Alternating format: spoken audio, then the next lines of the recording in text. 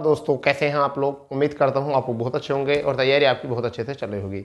दोस्तों बहुत सारे लोग जो हैं ग्रुप डी में फॉर्म तो अप्लाई कर देते हैं, परंतु उनको ये पता नहीं होता कि कौन सी पोस्ट आपके लिए योग्य है, कौन सी आपके लिए पोस्ट योग्य नहीं है।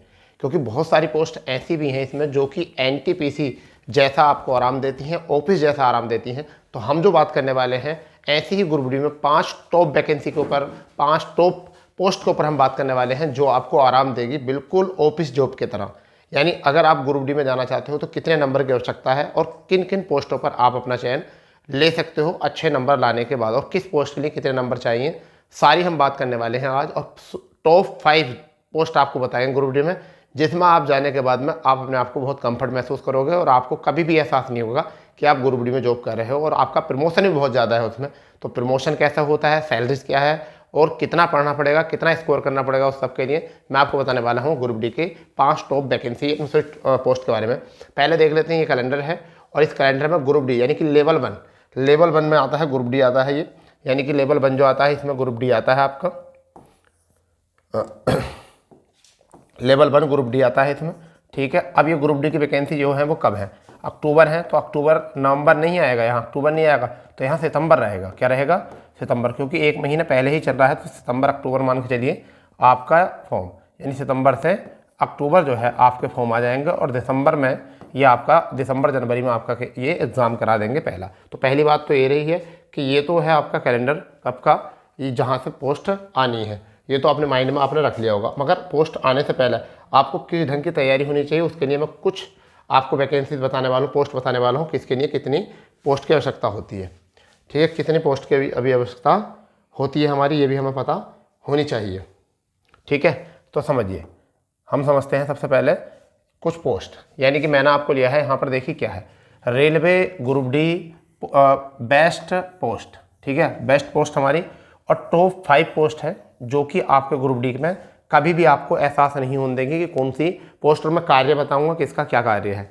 देखिए पहली पोस्ट जो है वो है हॉस्पिटल अटेंडेंट की, यानी कि हॉस्पिटल अटेंडेंट की ये पोस्ट है।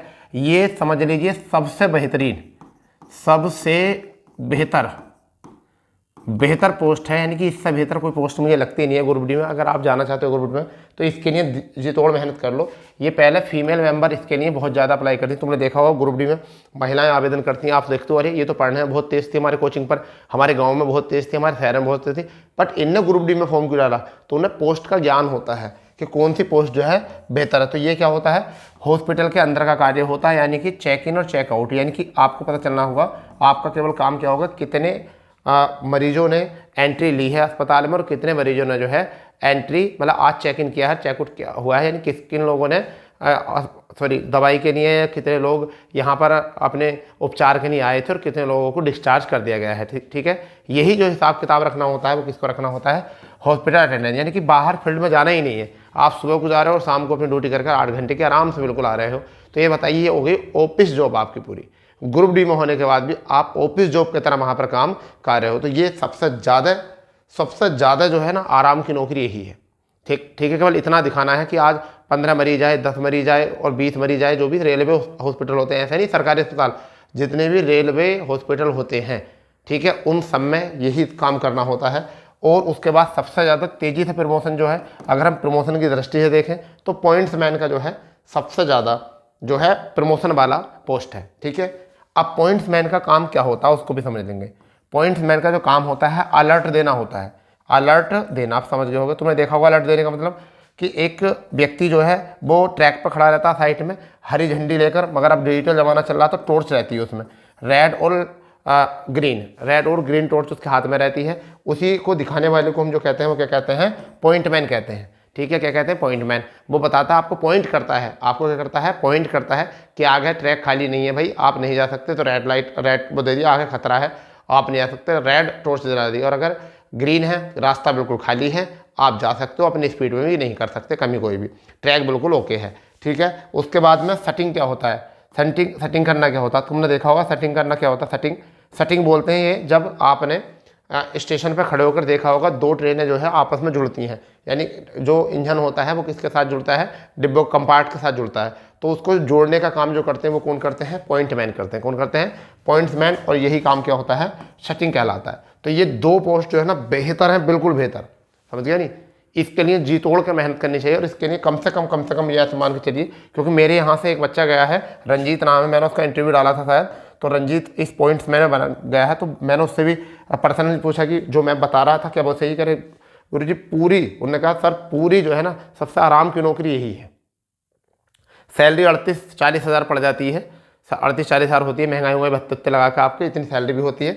अब इतनी सैलरी लेने के लिए और आराम की नौकरी करने के लिए इसमें कितने नंबर आने चाहिए भाई? कम से कम आपके 75% से लेकर आपके 80% नंबर आपको होने चाहिए। ऐसा नहीं है कि आप 55-56 नंबर आकर 52 पे लगी आपकी मेरिट, आपके 56 नंबर आ गए तो आपको मिल जाएगा। तो आपको पता कौन सी नौकरी मिलेगी? ट्रैकमैन और गैंगमैन। और रेलवे ग्रुप डी में सबसे गंदी नौकरी जो है ना, मतलब मैं एक बार कहूँ गंदी तो कहना बेकार है, नौकरी तो नौकरी होती है, मैं अगर कहूँ सबसे ज़्यादा काम, सबसे ज़्यादा मेहनत, सबसे ज़्यादा मजदूरी, ऐसा लगता है जैसे इससे अच्छा तो खेत पर मजदूरी कर लो, तो वही ट्रैकमैन और गैंगमैन है। तो इसलिए भेड़ बकरियों की तरह काम ना करो, जो बढ़िया बेहतरीन नौकरी है उसके लिए तैयारी करो, ठीक है।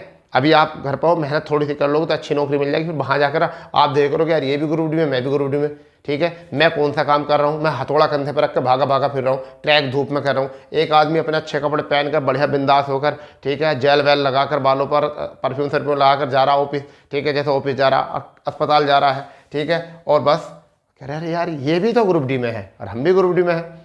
तब वहाँ जाकर आपको बड़ा गिल्टी फील होगा कि थोड़ी सी मेहनत और कर लेते, नंबरों के हिसाब से पोस्ट मिलती है। और ये पोस्ट प्रेफरेंस भी आता है, आपका पोस्ट प्रेफरेंस भी आता है, वो पोस्ट भी भरनी होती है, समझ गए नहीं, पोस्ट भरनी भी होती हैं और ये आपके नंबर भी होने चाहिए उस पोस्ट के हिसाब से, ठीक है। आगे अगर आए तो तीसरी जो सबसे बढ़िया नौकरी और कह सकता हूँ मैं इसे, असिस्टेंट सिग्नल या असिस्टेंट टेलीकॉम, ये कह सकता हूँ। इसमें क्या होता है कि ट्रैक खाली है या नहीं, ट्रैक खाली है या नहीं, ये सिग्नल स्टेशन पर देता है। ये वो दे रहा था स्टेशन पर, वो दे रहा था, वो लाइन के लिए दे रहा था, ये कह रहा था ट्रैक जो ट्रेन खड़ी होती है उसके लिए बताते हैं। कई बार तुमने देखा हो ट्रेन से सफ़र करते हो तो हल्ट पे गाड़ी रुक जाती है, यानी तो वो किसके बहाने से रुक जाती है भाई? वो यही होता है असिस्टेंट सिग्नल दे ही नहीं रहा सिग्नल, तुम कह रहे यार सिग्नल तो रेड ही हो रहा, ग्रीन क्यों नहीं हो रहा, ठीक है। तुम स्टेशन मास्टर को दनादन गाली दे रहे हो, जबकि स्टेशन मास्टर क्या करेगा भाई, ठीक है, वो काम किसका सिग्नल देने का, वो इसका सिग्नल है, ऑर्डर स्टेशन मास्टर को, मगर सिग्नल ये पता नहीं होता।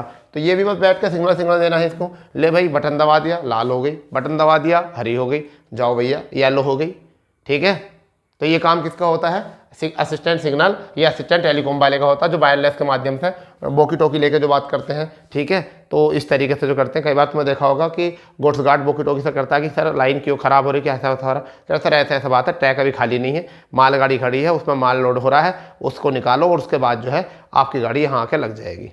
कह रहे ठीक है धन्यवाद साहब, ठीक है। इसके बाद देखिए ये भी बहुत अच्छी है, असिस्टेंट डिपोट। असिस्टेंट डिपोट जो होता है स्टोरेज का काम करता है, किसका काम करता है? स्टोरेज का कार्य काम करता है स्टोरेज का। स्टोरेज मतलब क्या होते हैं मैं आपको बताता हूँ।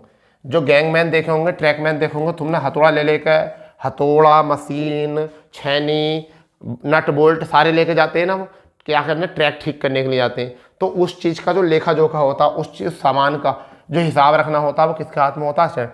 अपने दफ्तर में बैठा, अपने उस पर कहाँ पर, स्टोरेज में बैठा है, और वहाँ देखा भी हाँ कितने घन 5 घन गए, कितने हथौड़े गए 5 हथौड़े गए, कितने बोल्ट गए इतने बोल्ट गए, ठीक है। तुम हथौड़े तो पहुँचा दो, कहीं पता चला किसी को बेचे रास्ते में, तो वो भी तो हिसाब ही रखेगा, हथौड़े जितने लेके गए थे इतने, ठीक है, जितने नट बोल्ट गए थे उसका हिसाब दो कहाँ कितने लगे, ठीक है।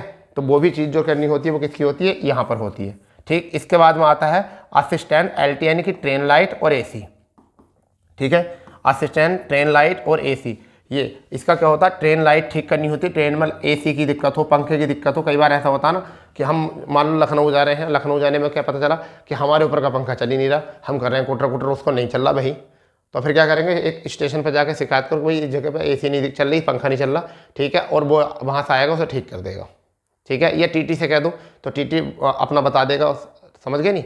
तो ये चीज़ें जो होती हैं, ये 5 बेस्ट, तो मतलब मैं कहूँगा कि बेस्ट है, बिल्कुल ऐसी पोस्ट है कि आपने अगर इसमें मेहनत कर ली, तो कोई दिक्कत वाली बात है नहीं, आपको मेहनत करनी है। और क्या याद रखना है? सितंबर आपको याद, सितंबर होता है, सितंबर और अक्टूबर, ये याद रखना है। और अभी चल रहा है मार्च गया तो जून, आपका जुलाई और अगस्त, ठीक है, 3 महीने हैं, इसमें मेहनत कर दो। और सब आराम कर रहे हैं, और सब होली मना रहे हैं, ईद मना रहे हैं, आप इसमें पढ़ाई करो इन 3 महीने में। और फिर देखो ग्रुप डी 6 महीने की मेहनत मांगती है, ओनली 6 महीने की। शिद्दत के साथ कर लो 6 महीने, लिख के ले लो, आपकी नौकरी लग जाएगी और इन्हीं पोस्ट पर जाएगी। जो रंजीत मेरा स्टूडेंट वो गया था, उन्होंने यही कहा था, गुरुजी अगर ग्रुप डी में नंबर आए तो फिर आए पॉइंट्स मैंने में। बोला क्यों? कहते क्या उसका नौकरी बढ़िया है। तो बोला चलो अच्छी बात है मेहनत। तो अगर गुरुजी तुम बस किताब बता दो कि कितना पढ़ना है। मैं बोला पढ़ भाई इतनी। उसने पढ़ा और करके भी दिखाया उसने, समझ गए नहीं। अगर कभी जाना हो सिकंदराबाद में बच्चे की पोस्टिंग है, ठीक है, एक दिन को बुलाएंगे और आपसे उसकी बात कराएंगे, ठीक है। तो ये बात जो है आपको याद रखनी है, इस चीज़ के लिए तैयारी करो। अगर और भी किसी प्रकार की जानकारी आपको चाहिए तो चैनल से जुड़े रहें, चैनल को सब्सक्राइब कर दें, बेल आइकन ऑन कर दें। हम पूरी तरीके से रेलवे की जो है आपको होल तैयारी कराएंगे और हर एक पोस्ट के बारे में बता रहे हैं कौन सी पोस्ट बेहतर है, कौन सी नहीं है बेहतर, ठीक है। सबसे बेकार पोस्टों की अगर मैं बात करूँ, भाई नौकरी तो नौकरी होती है, तो एक तो आपकी गैंगमैन की, गैंगमैन जो काम करता है वो झुंड में रहकर काम करता है। तुमने देखा होगा लाल पीले कपड़े पहन कर जो घूमते रहते हैं ट्रैक पर, तो हथौड़े वथौड़े लेकर, उनमें से ये होता है। फिर ट्रैकमैन जो होता है, ट्रैकमैन उन ट्रैक की निगरानी करता है। ट्रैकमैन जो करता है ट्रैक की निगरानी करता है, इसके अंडर में रह के ही गैंगमैन काम करते हैं, ठीक है। तो कुछ इतना था। ये जो पोस्ट मैंने आपको 5 बताई हैं, आप इन 5 पोस्ट के लिए मेहनत कर लो, ठीक है। अगर आप चाहते हो अच्छी पोस्ट, ठीक है भैया, अच्छी बेहतर सैलरी भी चाहते हो, आराम भी चाहते हो, तो ठीक है। चलो मिलते हैं नई जानकारी के साथ। ऐसी जानकारी पाने के लिए चैनल को सब्सक्राइब कर देंगे, बेल आइकन ऑन कर देंगे। मिलते हैं नए अपडेट के साथ, जब तक के लिए जय हिंद, जय भारत, वंदे मातरम।